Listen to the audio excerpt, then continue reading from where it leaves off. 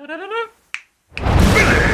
again? Billy, I'm a certified ghost expert. Wow, that's so credible. Billy, your great-great-grandmother says she loves you, and to give me your lunch money. Aw, anything for family. Here you go. Wait, Billy. Extraordinary claims require extraordinary evidence. Come to Camp Quest Northwest, where you'll learn critical thinking and science in a fun-filled week-long nature camp. No! Camp Quest Northwest can be found at campquestnorthwest.org. Donations and volunteers accepted. The devil is not real. I know. On this station. And good morning. I'm Rich Lyons this afternoon. Yeah, it is. Yeah, I'm Rich Lyons. This is Ask an Atheist. And we need your help. We want to be the best in Western Washington because we know we are the best in Western Washington. But we need you to vote for that, right, Sam? Absolutely. King 5 is having their annual Best of Western Washington sort of fandango. I don't know what you'd call it. It's a major contest. Oh, fair it's enough. Something they do every year where people get to brag about being the best pizza restaurant, the best tanning salon, and in this case, the best local podcast. Yeah. There is a distinct possibility that the best podcast in Western Washington is about the godless. And last time we checked, we were in second place, but those statistics have since been clouded, and today is the very last day you can vote. So if you haven't voted yet, now would be the time. Yes. And you don't actually have to be in Western Washington. Yes, it sounds like it's uber local, but the truth is, if you have a computer and you have the ability to push buttons, you too can help us win this award. Yeah, I mean, it's a Best of Western Washington, which is a section of the country, but they actually encourage that nationwide voting occur, especially in these categories. So, and if you're one of the people who listens to Deanna and myself on Living After Faith, we are endorsing your vote for Ask an Atheist because they are a much broader Ask an Atheist. When we're on here, we're addressing the atheist community at large and actually addressing the theist community as well, where the Living After Faith podcast is for a pretty narrow niche of just the atheist community. Right. So what we're doing is encouraging you to vote for Ask an Atheist because that is an opportunity where we can all be winners. Yeah, when we all do work together. So I mean, I certainly believe when you work with, working with us is working with Living After Faith. We're all a big happy family here. We all hang out. We all go to each other's apartments and have drinks. So yeah. So if you've been convinced by what we've had to say, please go to our website, askanatheist.tv. There's a little button at the top of the screen where you can go vote. Please take 3 seconds and vote for us. And we are a call-in show, so the number is 253-584-1480. And we have from our I did the worst thing you could do on the radio. I forgot the name of the program, the first... the first segment. First segment. Oh, it's Scripture Says. Scripture Says what? Yeah, this is a look at the bizarre, the funny, and the just plain weird stuff in our holy books, not just the Bible, the Bhagavad Gita, the Quran, you name it. This one today comes from listener Brad in Japan. And listener Brad in Japan is quoting us from Malachi, which for your Trivial Pursuit question, Malachi is the book where preachers preach tithing from. Oh, okay. That's the book. I mean, the only time you ever hear them preach from Malachi, you better reach for your wallet because it's going to happen before you're done. But and this quote doesn't really have anything to do with tithing. It's got more to do with poo. Yay! With poo. And you. Oh, wow. And now you're priests. This warning is for you. I'll read it as a preacher. If you do not listen and you do not resolve to honor my name, says the Lord Almighty, I will curse you. And I will put a curse. I lost my place. This day's not starting too well for me. And I will curse your blessings. Yes, I have already cursed them because you have not resolved to honor me. Because of you, I will rebuke your descendants. I will smear on your faces the dung from your festival sacrifices. Wow. And you will be carried off with it. I don't know about you guys, but I'm damp. Wow. That was pretty amazing. That's a way to get...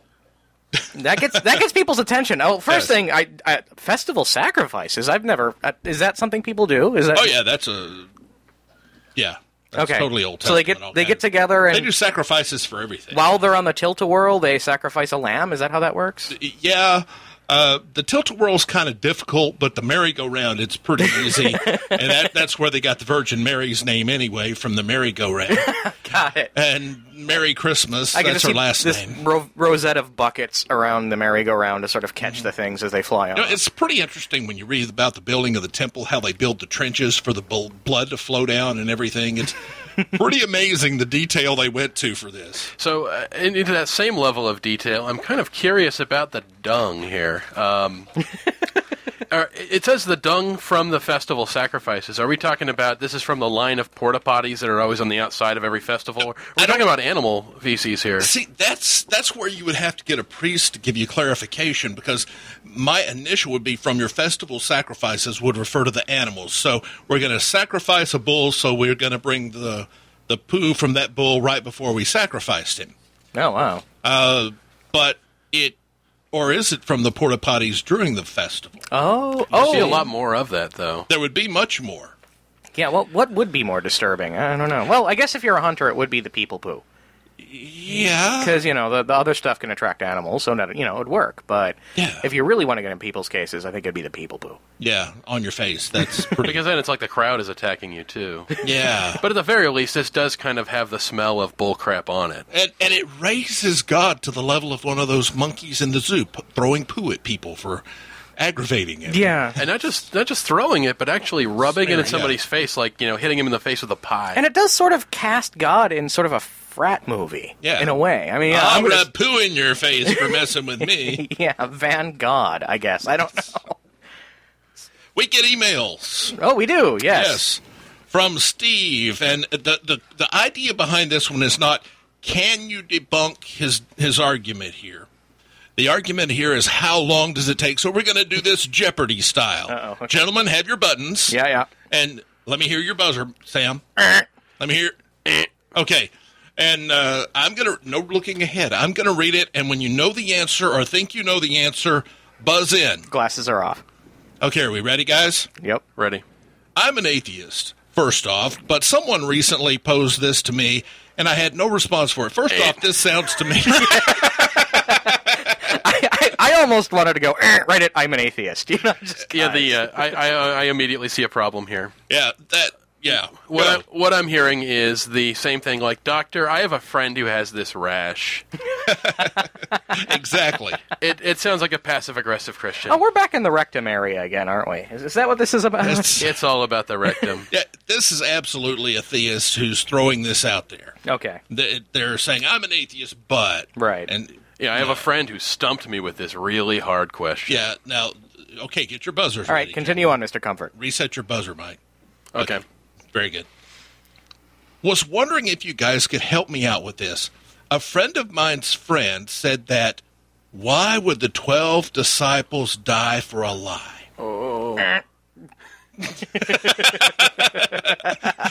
Oh, Sam is buzzed in. Well, clearly they didn't. They didn't think it was a lie. But why would they die for a lie? A lot of people have died for lies. We could. Do you just want to do 20th century? We could start with. The War of that's 19th century, but we can start with World War I and move forward. Clearly, if there's two sides in an ideological conflict, people are dying, and people are dying. One of them is dying for something that's not true. Yeah, I have a very simple answer to this, Steve. It's a two-word answer. Are you guys ready for it? Yeah. Heaven's Gate. Oh. I don't know if you remember this, but Heaven's Gate was a cult. I don't remember. I think they were based out of California, but they were. They all killed themselves in the late 90s because they believed that the Hale-Bopp comet was being trailed by a UFO, and that the only way to be taken on board that UFO was to drink poison. Of course, it also meant that you had to live in bunk beds, wear the same clothes, and castrate yourself. But if we're going to go from this idea that somebody's willingness to die for an idea means that idea must be true. So the 19 hijackers who crashed planes into the World Trade Center, the Pentagon, the field... every suicide bomber that has ever blown themselves up. They have just proven that Allah is God and Muhammad is his true prophet. The other side of it is, did they really die for a lie? The only corroboration of the story we have is this single source. And here's the real question, though, is I the real problem I see with this is, like Sam, like you said, it doesn't prove that somebody believed in something that was true. It just means that they really, really believed in it. Yeah. That isn't really proof of anything. Just the same way, being willing to drink poison in your little cult house really does tell me that you believe that UFO was trailing the Hale-Bopp comet. Right. Flying that plane into the building really does tell me you really, really believed that you're going to get those 72 virgins. Well, let me ask you a question here, Mike. Since 100% of the Heaven's Gate people killed themselves, took the ultimate death to show what they believed, and a very small percentage of Christians actually die for their beliefs, does that mean the Heaven's Gators were more righter than the Christians are right? I would have to say yes. But here's the real question. What happens if you have two true believers willing to die in the defense of their beliefs, and they fight and they kill each other?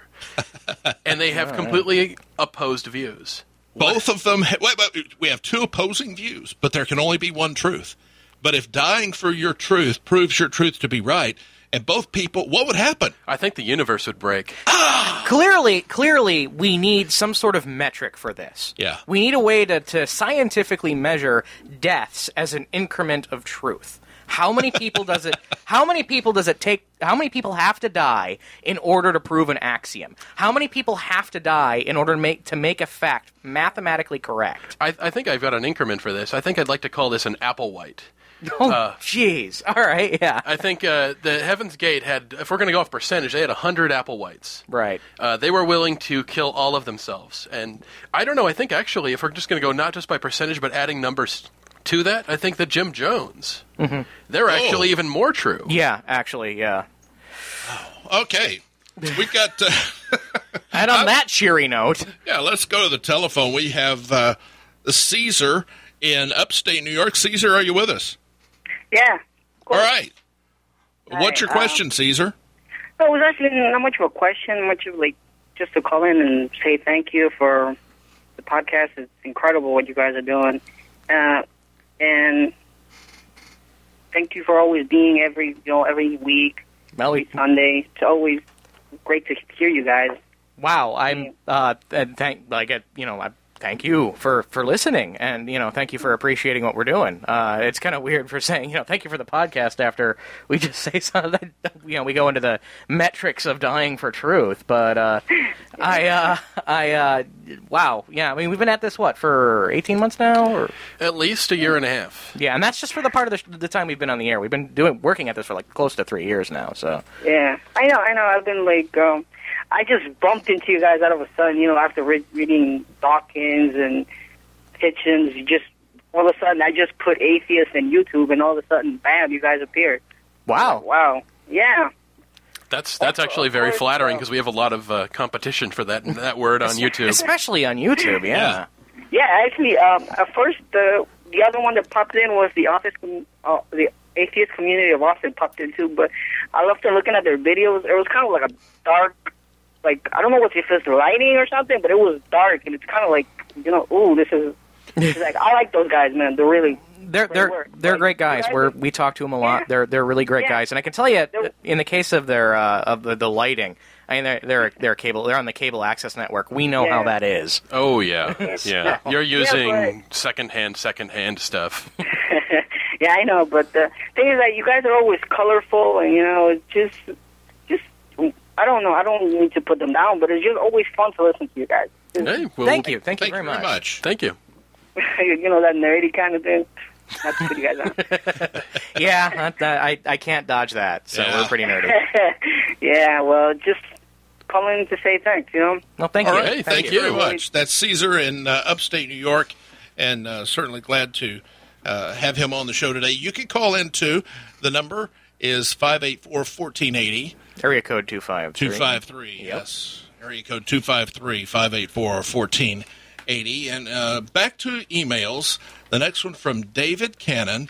And the subject is theism and ghosts. And we have our very own ghost hunter, ghost buster here, official. You even have that little meter thing, right, Sam? I do. I have a lot of the equipment that... Are we talking about an E-meter or a PKE meter? We're talking about an oscilloscope and a field strength meter. It's kind of weird. There's this one movie that this all goes back to like this one movie my dad made me watch on HBO, some junk science fiction movie, and they were scanning for life forms. They were scanning, like, oh, there might be life forms on this planet. We need to scan it before they go down. And they did it using the exact same model of guitar tuner my dad had.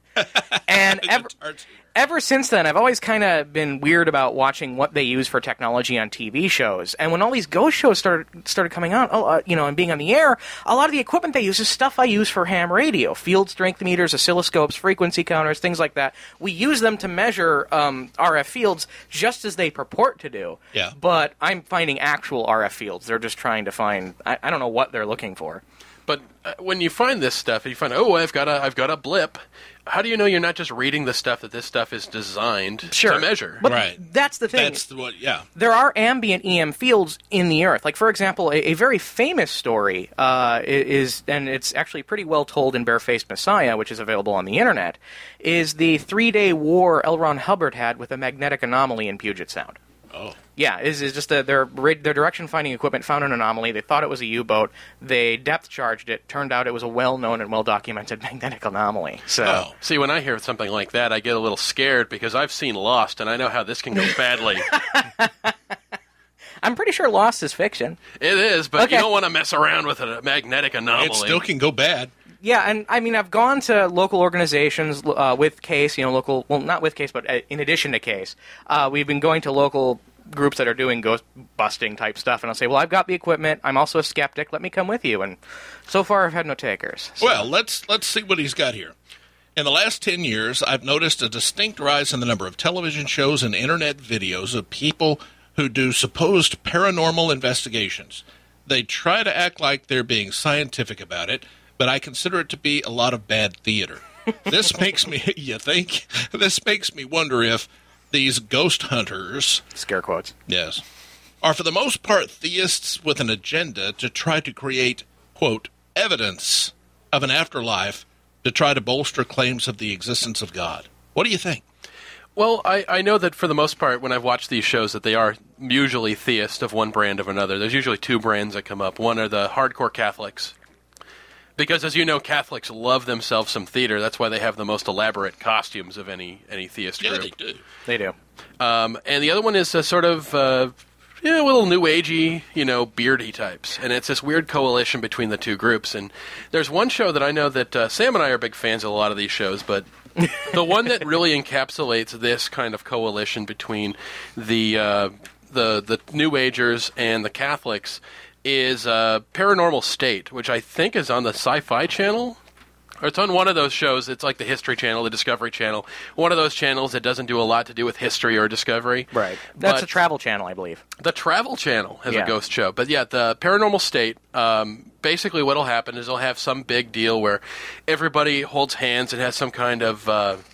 what is it, like a exorcism or some kind of ceremony where they kick the ghost out of the house. It's like handing him his papers. And then my favorite is one called Ghost Adventures, which is hosted by this guy who looks like Henry Rollins and Keanu Reeves had a baby that did not go through the birth process well, and they get really mad and puffed up about everything, and they're like, they go into a room like they're going to beat up the ghost. Like, I'm going to beat you up, ghost. Yeah, they actively threaten the ghost. They puff their chests out, and they go into like that frat boy bro mode. Yeah. And what I love is that the minute they hear something on their scanners, or a floor creaks, or they think they hear some kind of, some sort of static on one of their machines, they all turn into Shaggy from Scooby-Doo.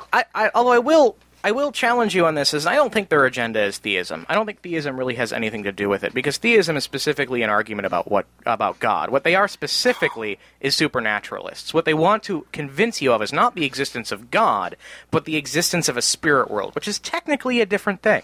I agree. I don't think that there's an active agenda there. I think that the belief system they have, which is a supernaturalist one, which is a theistic one, involves these kind of supernatural elements, and that's why they buy into it. And I think that in the end, for all their talk about science and how they have these machines, they have a faith-based argument.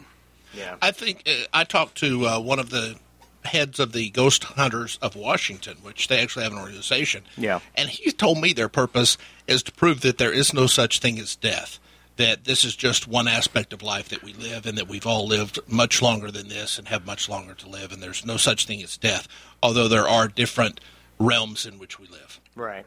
And that's what he told. Hey, we've got a phone call coming. We'll talk to Zach from Baltimore right after this. Billy, I'm a Nigerian prince, and I want to hide $1 bajillion in your locker. Wow, $1 bajillion? All I need is your lunch money. What a great deal! Here you go! Wait, Billy. Just because you want to believe something doesn't mean you should. Come to Camp Quest Northwest, where you'll learn critical thinking and science in a fun-filled week-long nature camp. No! Camp Quest Northwest can be found at campquestnorthwest.org. Donations and volunteers accepted. The devil is not real. Secular humanism is a non-theistic view of the universe built on a foundation of reason, science, and democracy. Humanists support intellectual freedom and critical thinking, and we hold that human beings are autonomous centers of moral development. The Humanists of Washington is the oldest humanist organization in the state and offers a community of free thinkers who educate the public and celebrate life. For information on how you can be a part of the humanist activities in the Puget Sound area, become a member of the Humanists of Washington today. Visit humanistofwashington.org. And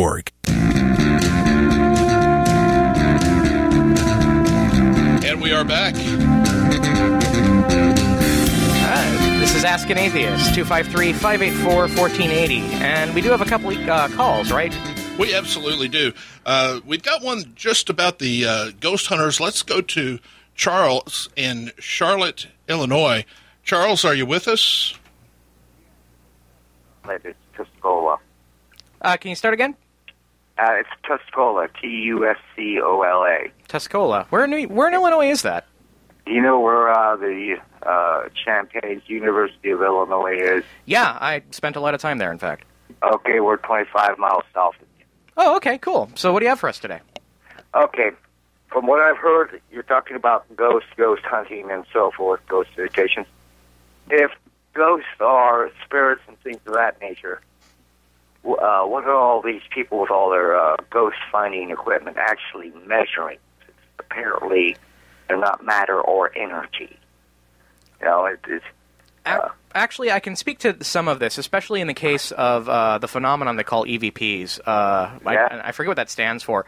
But really, what they're measuring in this case and what they're listening to in this case is noise, is really, in some cases, digital sampling noise. Is that they're listening to noise that's beyond the capability of the recording equipment to really resolve, or is just noise that's being injected into the system because of grounding issues, or just because it's digital noise because it's a digital recording medium. Is that really it's this lossy recording technology which is allowing these EVPs to come in place. Now you combine that with the human psychological instinct for detecting patterns, and what you have is the perfect storm of voices in the dark. Right, that's what I think they're getting, but what do they think they're getting? They think they're getting ghosts. Yeah. But how are they, according to all the theology I ever heard, that spirits and ghosts and so forth are non-material, neither matter or energy. Right. So how do they explain them picking them up? I think they just say it's magic. It really is a lot of hand-waving. As Case likes to point out, these shows are really in 3 acts. The first act is they show you where they are. The second act is they act all scared. And the third act is they show you what they find. No research is ever done. No review is ever done. No falsification is ever done. And no real theory of what these things are has ever really been produced by any of these paranormal investigators. And there's no resolution to any of these shows either. They just peter out at the end. It's like watching Monster a Go-Go. Yeah. Nothing happens in these shows. I keep thinking, hey, there's a major transformer having slightly out of specs because of atmospheric conditions, or there's a slight surge in the power lines or something like that. Yeah. Somebody thinks there's a demon on the loose. Well, there's this one episode of Ghost Adventures where they're in this big old factory that's still filled with a lot of old electrical equipment. Of course you're going to find weird noises and weird ambient fields if you shoot RF at it. It's this big metal box. Of course you're going to get weird stuff. It's really, it's mind-boggling. I am not a scientist. I'm not I have some engineering training, but I wouldn't really call myself an engineer. And I can see through this immediately. I wonder at how this stuff gets on the air. And I don't even have any of the scientific training that Sam has. I look at it in terms of these guys are making a supernatural explanation for something that, to me, has a very obvious naturalistic explanation. And the way I look at it is, yes, it could possibly be supernatural, but I'm not going to take that as a serious answer until one of these supernatural explanations is definitively proven. At that point, then you can put it on the table as a serious possibility. But until one of these mysteries that gets solved has a magical answer, magic's not a serious explanation. Right. That every time we've ever solved any mystery and really understood how something worked, guess what? It turned out to be not magic.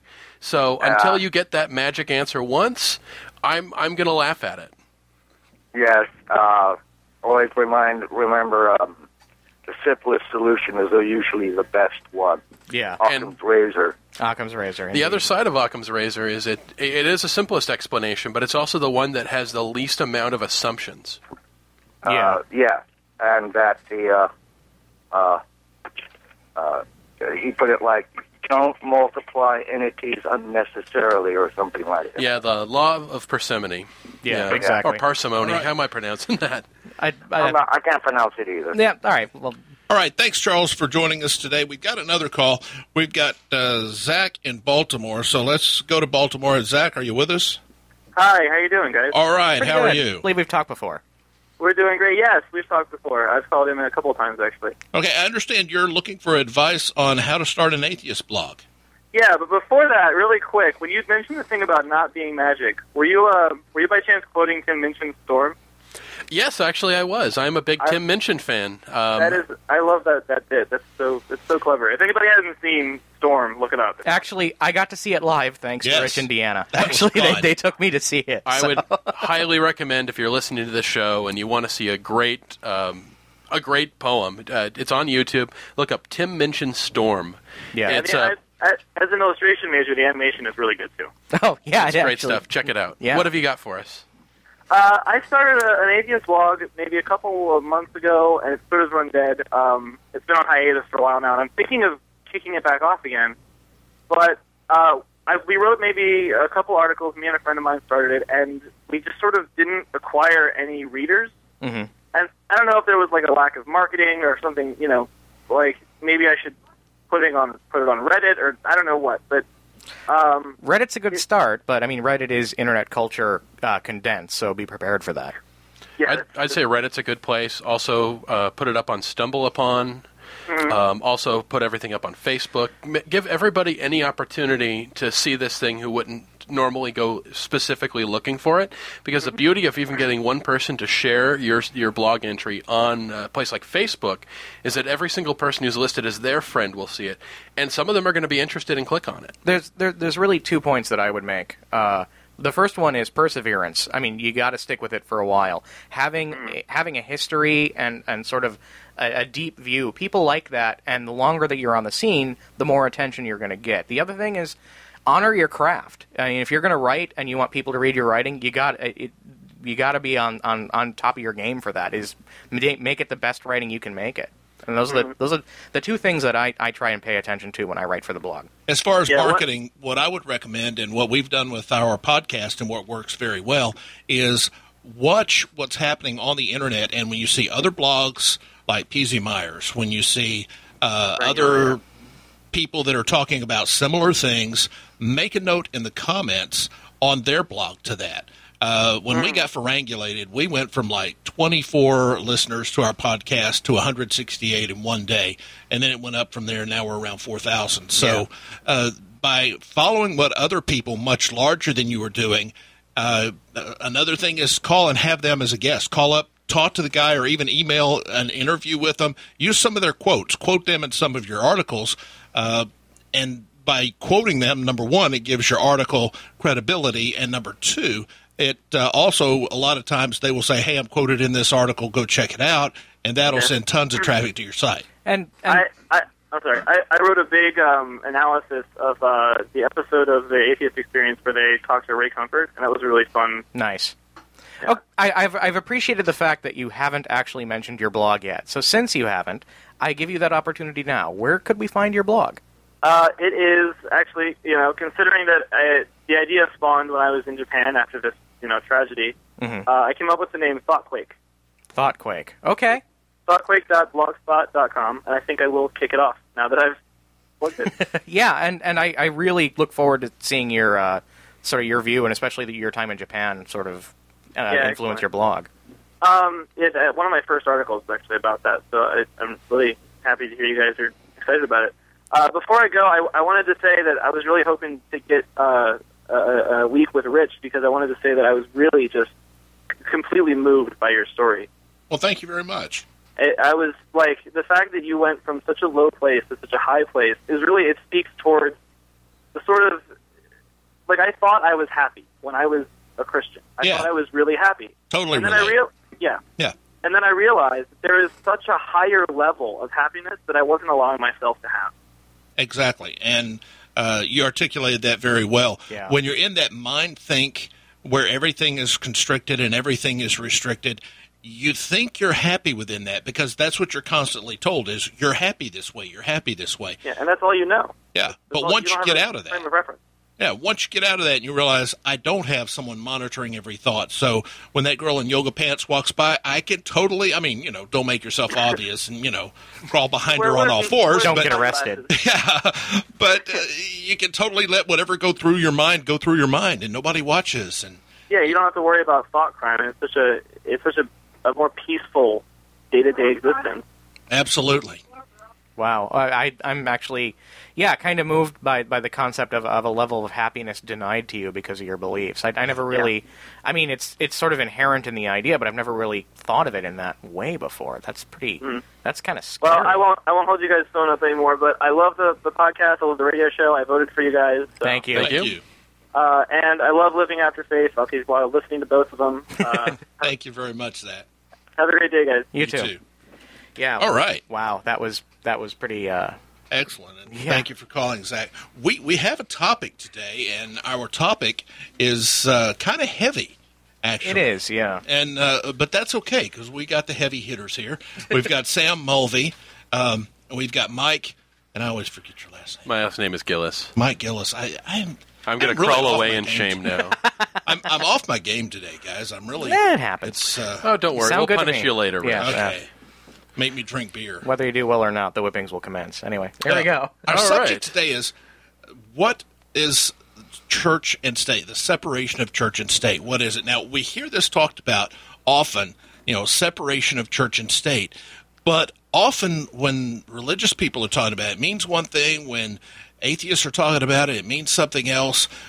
So let's take a look today. Let's tear church and state separation down, and what does it actually mean, and how does it affect us, and what is the current status of separation of church and state? These are some of the things we're going to look at. So, Mike, separation of church and state.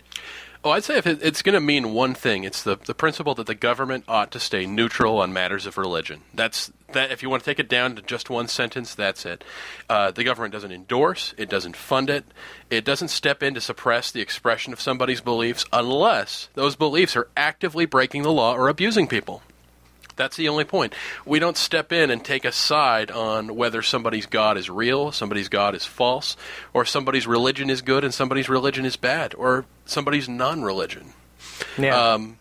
I think Justice David Souter, he wrote in the majority for the Board of Education of Kiris Joel Village, School District versus Grummet, and this is a description I really like. Mm-hmm. Government should not prefer one religion over another, or religion to irreligion. That's important.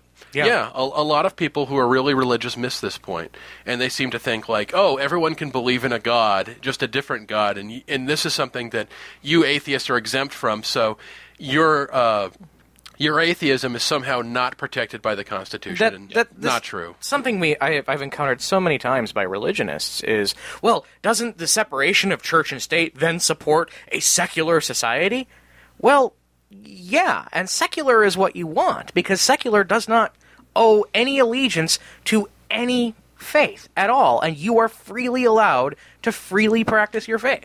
And I think people miss the fact that secular and atheist are not the same thing. Right. They are not. It exactly is the opposite. It doesn't take the side of the government outright saying there is no God any more than it takes the side that the government saying there is. What we're saying is government neutrality, that the government is not a pulpit for somebody to spew their religious beliefs or their anti-religious beliefs. Right. And again, this is the other thing, is that churches under a state with church-state separation has none of the legal authority of the state. It can't hijack it or enforce theological grievances or rules. Not over society at large, not even over its own church members. They can't jail somebody for breaking their church's rules. And people are allowed to leave their church. Doesn't stop them from trying. Oh, they certainly use all the social weapons in their arsenal to try to do that, to shame, to exclude you, to Fatwa. Fatwa, I mean, actual threats of violence. I mean, Rich, you were excluded in almost a number of ways. They can still do that. Absolutely. But they can't actually jail or fine you for not But holding. they will try. I mean, they're tithing. There's religious courts in the United States that aren't legally binding, but people follow them. There's religious laws, and all these things exist. Yeah, and we have to also recognize that we're in a very different place than the status of church and state than we were, say, even 400 years ago. Yeah. There used to be a point where the church was the state. I mean, it could do things like jail scientists like Galileo, who discovered things that contradicted church dogma. They were able to put blasphemers to death. They were able to suppress science. They killed members of other religions. They even went on theological death and killing sprees. Things like the Inquisition. I mean, this stuff is just insane. And it's just sort of amazing that you only really need to look at states where the church and state are the same thing. Places like the Middle East, places like Saudi Arabia, and you will see exactly the sort of society that is built when the state has the powers of the church and the church has the powers of the state. I mean, you look at a place like Saudi Arabia, women are forbidden to drive or be alone with a male who isn't a husband or a relative. It's a state where people are put to death for just ridiculous things that you only see in Monty Python sketches, like blasphemy or witchcraft. But even so, you still see some of that in America, in Saudi Arabia, but you even see that here. And let me give you an example. In most states of the U.S., 2 gay men can't get married. That's a religious rule. For explicitly religious things. Yeah. I mean, these things go down. And we're going to talk to somebody who knows a lot about church and state in just a little bit. We're going to get back to you. Ask an Atheist, 253-584-1480. October 21st. It's the end of the world. Atheists will be huddled in the darkness. With Kirk Cameron. Join Seattle Atheists as we celebrate the end of our successful Rapture relief campaign to benefit Camp Quest and to remind people that atheists care. We scored the rights to Left Behind, and we'd like you to come laugh at it with us on October 21st in downtown Seattle. Interruptions and inappropriate laughter are encouraged. Go to seattleatheist.org and click Meetup. The Humanists of Washington is the oldest humanist organization in the state and offers a community of freethinkers who educate the public and celebrate life. Come celebrate life with us. Humanists support intellectual freedom and critical thinking and hold that human beings are autonomous centers of moral development. You can become a member of the Humanists of Washington at humanistofwashington.org. You'll get our quarterly publication, The Secular Humanist Press. Check out meetup.com, where you can be part of our monthly Seattle dinner and our Heathens Do It Better breakfast. Humanists of Washington.org.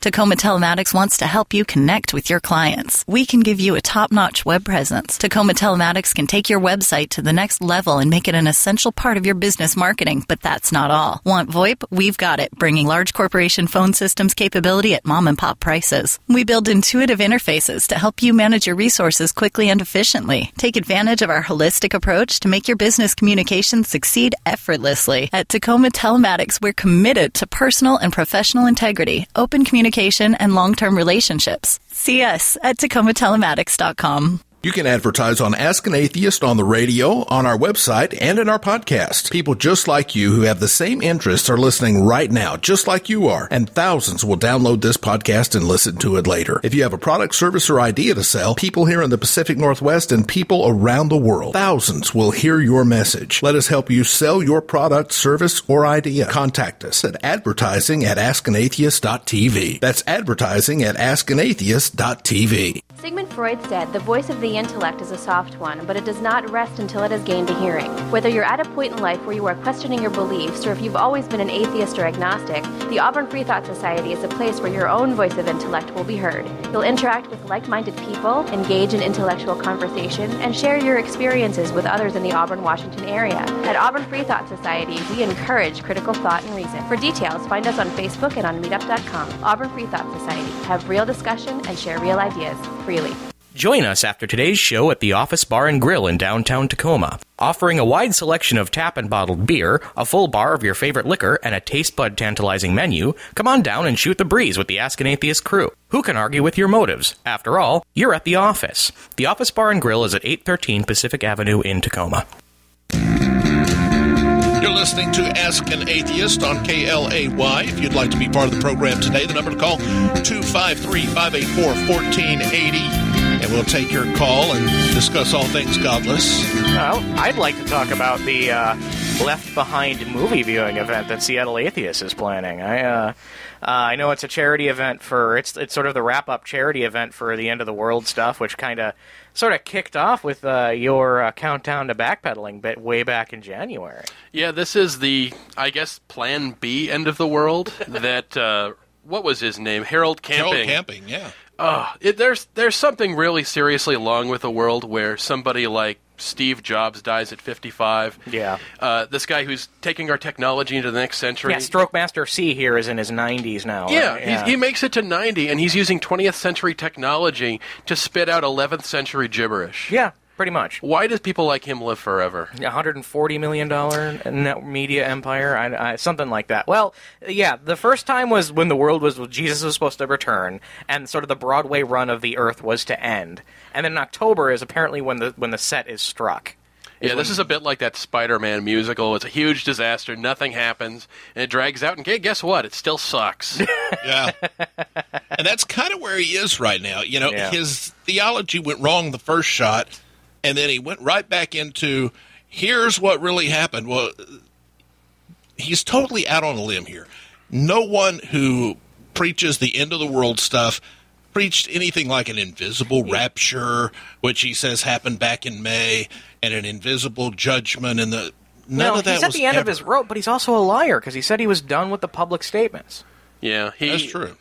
The really sad thing with this is that he's making claims that are demonstrably false. He already said that we'd have a zombie apocalypse and a major earthquake, but this time this is one that he can't miss. He actually says the world will end. Yeah. On October 21st. And the part I want to focus on here really is the Left Behind movie. Hilarious. Yes. I mean, it's going to be a full, I'm not saying it's going to be MST3K quality work, but it's going to be pretty fun.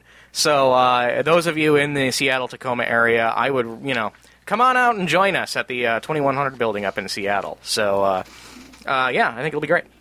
Hey, we actually have a very important person on the line. Rob Boston, he's the author of books like Why the Religious Right is Wrong about the Separation of Church and State, and The Most Dangerous Man in America, Pat Robertson and the Rise of the Christian Coalition. He currently serves on the board of the American Humanist Association and is a senior policy analyst for Americans United for the Separation of Church and State. Rob Boston, welcome to Ask an Atheist. Thanks for having me on, guys.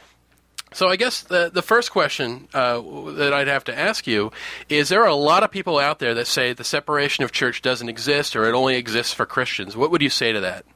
Right, yeah, I hear that one a lot. Well, their beef is with people like James Madison and Thomas Jefferson and other founders who gave us a theory of religious liberty built upon a wall of separation between church and state. I mean, that was the metaphor used by Thomas Jefferson. It's something that's been embraced by the courts for a long time, and so when I hear that argument, really, I say, well, your problem isn't with me or my organization, it's with the Founding Fathers. Yeah, but Rob, weren't the Founding Fathers all fundamentalist Christians who wanted to build a Christian republic? I know, it's funny that you hear that the religious right say that, yet the Founding Fathers somehow managed to write an entire constitution that does not once mention the word Christianity, Jesus Christ, or God. Again, I say to these folks, if your theory or your argument is that we're a Christian nation, you need to show me that in our founding document. Don't point to some other document. Don't point to the reference to the Creator and the Declaration of Independence. I was going to ask that, as how often do people conflate that line in the Declaration of Independence with the Constitution? Oh, they do it constantly. Now, there are reasons why that's in there. People, I think, get confused about what the Declaration of Independence was designed to do. It was announcing to the world that we were separating from Great Britain and that we were serious about it and we meant it. It's not a governance document. If you run into trouble with the law, you don't have any rights under the Declaration of Independence. Right. You have rights under the Constitution. So while the Declaration is extremely important and obviously something that Americans should be familiar with, it doesn't establish a system of government. That's what the Constitution does. So we have to keep going back to that, and that's the argument that some of these folks on the religious right don't want to have because they can't win it. So the Declaration of Independence was basically the invitation to America's coming out party, is what you're saying? Yeah, actually it was. I mean, it was saying to the world, we're dumping these guys in Great Britain, and we want your support. The deistic reference to the Creator, which appears in there, I mean, first of all, it isn't even Christian. Right. It's deistic. It did not appear in Thomas Jefferson's first draft. It isn't clear who put it in there, how it got in there, whether it was Jefferson's doing or somebody else's, but at best, as I say, it's a very deistic reference to begin with. Yeah, and you really don't have to look that hard to find a lot of statements from the founders where they tell you exactly what they tend to think of organized religion or of Christianity in particular. I wouldn't say they're atheists. They're usually deists, but clearly these guys aren't the sort of people that would want to create a theocracy. Well, no, actually, my favorite is Jefferson, who later in his life, after he left public office, had this large correspondence with many people, including John Adams, and they talked openly about religion. And in one letter, Jefferson wrote to a friend, William Short, he listed everything he did not believe in Orthodox Christianity, and essentially it was the entirety of Orthodox Christianity. Yeah, he rejected the Trinity, he rejected the virgin birth, he rejected the divinity of Jesus, he rejected the idea that Jesus was divine and performed miracles. Now, again, he wasn't an atheist. You guys have pointed that out. You're right. He believed in this kind of sort of deistic God that watched over us and so on. He might have even believed in an afterlife, but to say that he was some kind of Jerry Falwell in a powdered wig and stockings that's ridiculous. So what do you think are the biggest misconceptions that people tend to have about church-state separation? Well, the big one would be the one we've already discussed, that we were founded as a Christian nation. And you would be surprised how many people actually do think that's in the Constitution. They obviously haven't read the document. But the second one, I think, is that separation of church and state is somehow hostile to religion or that it hurts religion. Actually, from the perspective of our organization, separation of church and state has been a great boon for religion. Yeah. If you look at this country and compare us to some of the European nations that retained the state-established church, our religious life is a lot more vital. I sometimes jokingly say when I'm giving speeches, we are often accused of wanting to destroy religion. And well, if that's really what we wanted to do, we would be advocating for a state church because that will do it every time. Yeah, that really does seem to be the case, that you have a state church in much of, say, Scandinavia or the UK, and taxes go to pay for those churches, and then on Sunday they're empty. Right, exactly. There are people in the UK right now, jokingly, obviously, identifying themselves as Jedi Knights for their religion, and they're actually almost outpacing the members of the Church of England. Oh, man. Oh, wow. I didn't know the numbers had fallen that way. That's actually bring that into Pastafarians, too. It gets pretty, they're giving them a run for it. So I know that, Rob, you actually went to the Value Voter Summit. How would you describe what is this Value Voter Summit? It's indescribable. I was there Friday and Saturday. I was late on Saturday night. I stayed till around 10 o'clock. I stayed till the bitter end. I went to a banquet honoring Ed Meese. Oh, jeez. Wow! Yeah, I'm still going through detox, so remember that, guys. I'm a little fragile. It's just remarkable. I mean, speaker after speaker, just this fulminating, extreme, fundamentalist, right-wing stuff. And, of course, they had all the major Republican presidential candidates there seeking the votes of this constituency, top leaders in Congress, members of the House, members of the Senate, a lot of attacks on President Obama, a lot of attacks on non-believers, a lot of attacks on anybody who thinks differently than these folks do. It's remarkable. And the one thing that I really get that strikes me from this is just the rage and the hate that these people feel. Yeah. They don't like gay people. They don't like non-believers. They don't like non-Christians. They don't like anybody that they perceive to be un-American.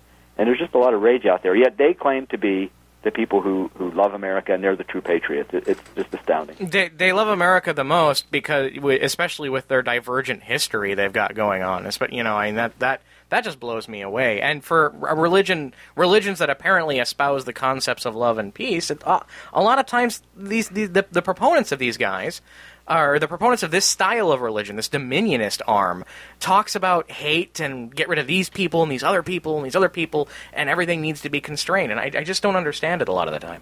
Well, it's remarkable. I've been thinking about this because I've actually been doing some writing. While the wounds are still fresh in my mind, I'm doing some writing about this event, which will appear on our website shortly. But basically, this is a movement that's taken Jesus, and they've sort of remade him in their own image. If you read the Bible, Jesus was kind of this, he was kind of socialistic if you think about it, always telling people to give away their possessions and take care of the poor and be concerned about the least among us. And they've turned him into this hyper-capitalist who favors a good business climate and wants no taxes. And that's their Jesus. Or, alternatively, I sometimes think, they've actually sort of replaced Jesus with a new God. And this God is, I call him the deified Ronald Reagan. I mean, that's really it's kind of like one of the old Roman cults where you had all these different gods and you could worship at whatever temple you wanted. Well, theirs is the temple of the deified Ronald Reagan, because at these meetings, you might hear Jesus' name mentioned, 3 or 4 times, and I'm not joking. I mean, that infrequently. But you hear Ronald Reagan invoked every 5 or 6 minutes.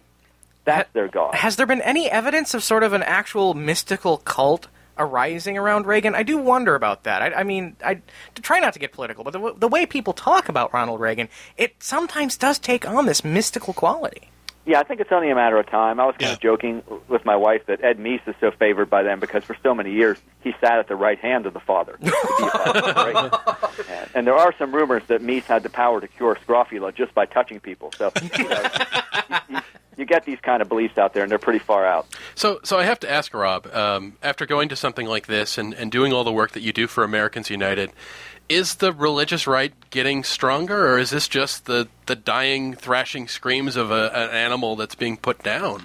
Boy, I wish that were the case. But I think of them as a political version of wallpaper. It's just there. It's going to stay there. And you might not even notice it, but it's a part of your life. Can you paint over a lot of people made the mistake of saying after the 2008 elections that they were finished, there had been a new political realignment. But I knew that was nonsense because I heard the same thing in 1992 and 1996. Yeah. And each time they came roaring back. This time, thanks to the Tea Party movement, which they're trying to link up with, they came back really quickly. One of the things that this Values Voter Summit they're talking about doing is they already have 2 political action committees. Well, now they're forming a super PAC. And as you know, the super PACs can collect unlimited amount of money from corporations and individuals and just plow those right into races. And Meese, during his remarks at this banquet, talked about this conglomeration of groups from the secular and the far religious right that gets together every Wednesday to plot strategy. So there's a lot of money there. There's a lot of power there. They have the ability to attract top political leaders in this country to come to them and beg for their support. So no one should think that this is a dying movement. Now, over the long haul, I do think their influence will decline as America becomes more secular. But when I say long haul, I really mean long haul. I mean 50, 100 years. So I know the money's there, the organization is there, they've got a lot of people, but do they really represent a huge portion of the American people? Can one of these people actually become president? Well, they don't represent a huge portion of the American people. That's what's so alarming about this. But the reason they have such influence is they are very good at getting out the vote. They turn up for every election. They mobilize in their churches. They mobilize in their neighborhoods among friends. They have sophisticated networks where they're using social media and other tools to get people out to vote. And politicians aren't stupid. They know this. We're living in a country right now where half of the people, as we sit here talking now, aren't even registered to vote. And on Election Day, only half of that half will show up. So you can see how a small group can have a disproportionate amount of influence simply by mobilizing people. Now, there's nothing wrong or immoral or illegal about that. It's good, old-fashioned politics. Those of us who are concerned about the influence of the religious right need to be thinking along the same lines. Now, you ask, could one of them become president? Well, there are candidates running in their field right now that I think are not likely to become president. Herman Cain was very well received at this meeting. He's a very powerful speaker. If I were a conservative religious right guy, I would have been swept away by him too. But he's not likely to become our next president. But could a Rick Perry become our next president? It could a Mitt Romney, somebody who talks about social issues and who throws the red meat out on occasion. yeah, I think that's certainly something that could happen. So I guess the question I have then is, what in this sort of climate, what is Americans United doing to combat this, and how can somebody get involved? Well, we are a nonprofit organization, so we're not allowed to do direct political work. We're not allowed to be involved in candidates. We're not allowed to be involved in races, and we scrupulously follow those rules. But what we try to do is educate people about the importance of separation of church and state, debunk the religious right lies, debunk the claims that separation is hostile to religion, and there are lots of different ways we do that. We are allowed to do some lobbying. We have chapters around the country. We have publications we produce. There's our website. If folks want to get involved, I would say the best thing to do is just check out our site, which is very simple, au.org. Go to au.org. You can see what we're doing there. You can find out there's a chapter in your area. You can get involved locally. We need people in the States because we're based in Washington. We may not know what's going on in another part of the country. So if we have activists locally, they keep us informed, and then we can help them fight local church-state battles. So there's a lot that people can do. They just need to get out there and get involved. I know not everybody's crazy about this type of work. People get frustrated. But if we do nothing, then we are saying basically to the religious right, well, the field is yours. Do what you like with it. I couldn't agree more. Rob Boston, I want to thank you again for coming on Ask an Atheist. Rob Boston is the Senior Policy Analyst for Americans United for Separation, Church and State. Rob, thanks again for coming on. Thank you. This was really enlightening. Yeah. Take care. Take care. Wow, I'd have him back on in a split second. That was great. Yeah, AU is a great organization. If you want to get involved in a great nonprofit group, Americans United for Separation, Church and State, AU.org, it's a great group to get involved with. Not only that, they're incredibly nonpartisan, too. So it isn't just we're picking fights with one side. They hit it hard. And that was a very good summary of the separation of church and state, which is something that's very much misunderstood a lot, specifically in our culture. All right, that's the time we got today. Our host today was Rich Lyons. My name is Sam Mulvey. With me is Mike Gillis. Our music is by Chris Coleman.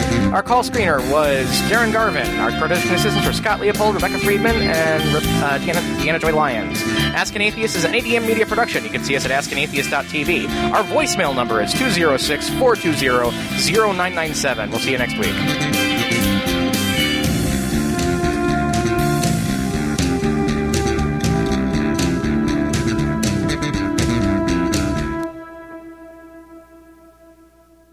Keeping you informed, this is KLAY.